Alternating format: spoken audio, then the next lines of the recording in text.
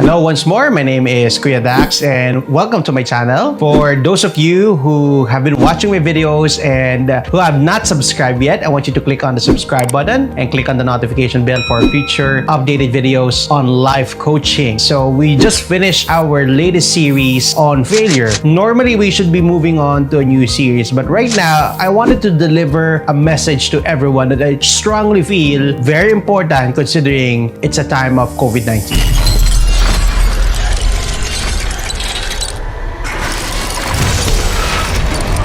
LINCHPIN. Indispensable.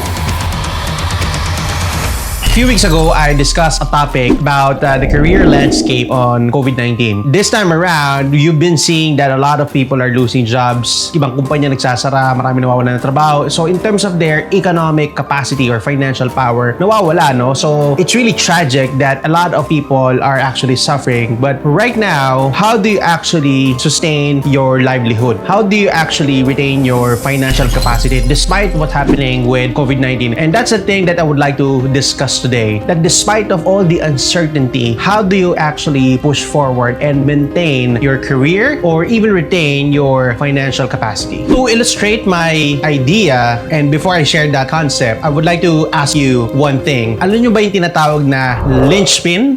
So sa mga hindi nakakaalam kung ano yung linchpin, ang linchpin ay isang maliit na mechanism na kung saan nilalagay siya sa dulo ng axle. Ano ba yung axle? No? Kung makakakita ka ng gulong ng isang sasakyan or ng pinakamadaling i-describe yung kalesa, yung axle, yung malhabang tubo. Nilalagay yung gulong sa dulo para hindi matanggal yung gulong doon sa axle. Lalagyan siya ng lock na bakal. And that lock is what you call a linchpin. Kung iisipin mo, yung linchpin na yon, napakaliit lang niya. Pero pag nawala kasi yung linchpin, matatanggal yung gulong sa axle at hindi na makakatakbo ng maayos yung vehicle. And if you think about it, that mechanism is so small but the impact is great. And that's what I wanted to share to you today, the concept of being indispensable and that your company or organization will think twice in letting you go. That's the concept I wanted to share to everyone today.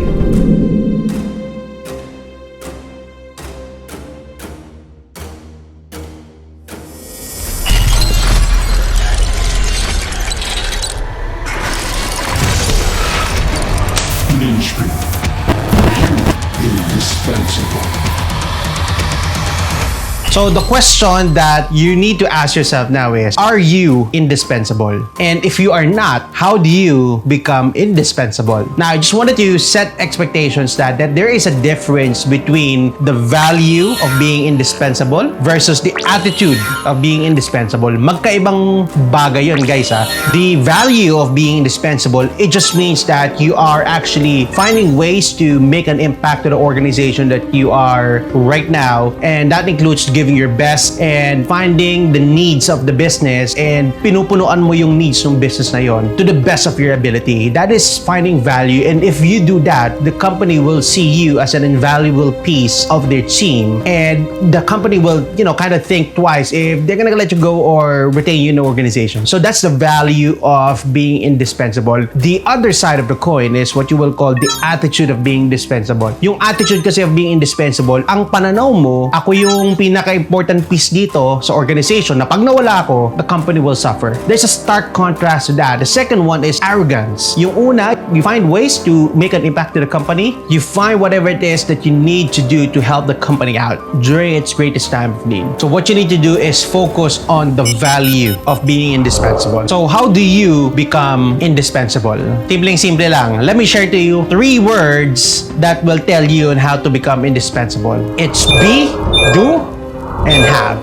3 words. Simpleng-simple lang, no? So, ano ba yung impact ng be, do, have na yan, no? It's really simple. Be is actually making a decision for yourself to become indispensable to the company. It starts with a decision. And once you make that decision, you move forward in knowing your strengths. And once you know your strengths, you try to find ways to apply those strengths that you have to the needs of the organization at the moment. That is the meaning of the word be. The second word is do. What it means is that once you know your strengths and once you know the needs of the company and you've made that decision that you are going to be indispensable and a valuable piece of the company, what you're gonna do now is start applying those things that you feel is needed. If there's a need for the company for you to move to another department because merong need doon and you have those skills and you have those strengths that will complement the needs of the business, why not go to that department? If there's a need for you to take longer hours because there is an extra project that the company needs in order for the organization to stay afloat, why not go that extra mile and do that project? That is the meaning of do. So you find ways to use your strengths and apply that so that you can help the organization that you are right now. The final word is the word have. Ibig sabihin lang nito is after you've made that decision to become indispensable for the company, you utilize your strengths to help out the business in terms of their needs at a moment. What you're gonna get, of course, syempre, merong reward yan. So, hindi lang naman puro tanim ng tanim, walang aanihin. So, what you're gonna do, what you're gonna have is the rewards. It could be additional influence. It could be monetary for the company, a reward by the organization. It could be added reputation. You've built your reputation because of the things that you've done for the organization. And that is actually having, no? So, it's really more of a result of the decision and actions that you took during the first part of the process. So, more of like automatic na yun para sa'yo. Kasi you've done the things that you need to do to help the organization. Those are the three words that you have to remember. It's be, do, and have. Simpleng-simple, no? Kaya tandaan.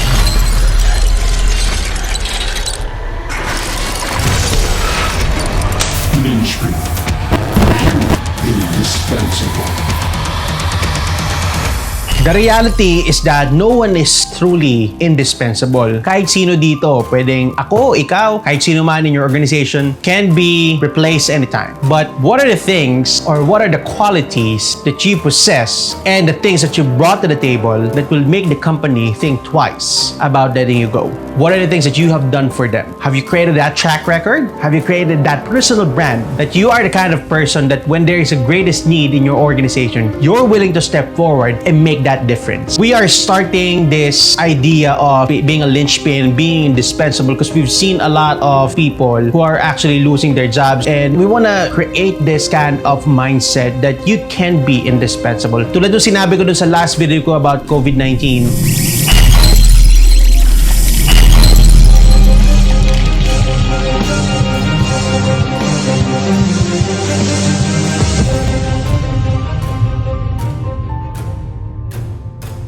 we've been shooting the episode 2 a couple of weeks ago and during the time na sinushoot namin yung episode 2, ito yung time na pausbong pa lang yung pandemic issue about COVID-19. Hindi pa nagkakaroon ng quarantine announcement. But now, during the time that it was released, it's in the height of the quarantine. Parang kailan lang, okay yung world economy, pausbong pa lang. Pero ngayon, nagkaroon na ng meltdown. I mean, there's a lot of businesses na nagsarado. There's a lot of people around here losing jobs and a lot of companies going bankrupt because of this pandemic. Kung titignan mo in the surface, mukha siyang disaster. But I want to encourage everyone that there is a saying that I've heard. I'm not sure kung narinig nyo na to, but have you heard of the saying na in every disaster, there is an opportunity for you to advance? Have you heard about that? Kasi that's one of the topics that I wanted to discuss, that despite of all the things that is happening around you, the career landscape after COVID-19 is filled with fortunate encounters that you have to take advantage of.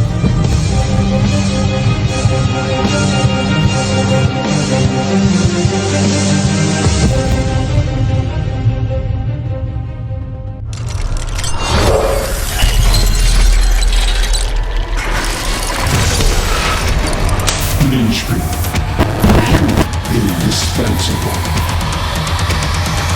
Thank you for watching towards the end of this video, and I hope you really learned a lot today, especially the idea of being indispensable, that you are a linchpin in your organization and it's not that hard. All you gotta do is make that decision. Once you've made that decision, you follow through with that decision. There's a fortunate encounter that lies after this pandemic. What is the kind of attitude and mindset that you must have once you experience that fortunate encounter? I wanna ask you, my viewers, if you have stories about being indispensable indispensable or being a linchpin, we want to feature a good story in our next content on COVID-19. And who knows, you might be part of it. Go ahead and put that in the comment section. You can reach me out through email or you can also reach me out through this YouTube channel. Better yet, sulat ka naman sa akin. And if you want to learn powerful lessons about life, stay tuned to this channel. If you have any questions or recommendations, feel free to comment down below. Remember, hit the like, share, subscribe button, hit the notification bell for future updated videos. My name is Kuya Dax. Thanks for watching.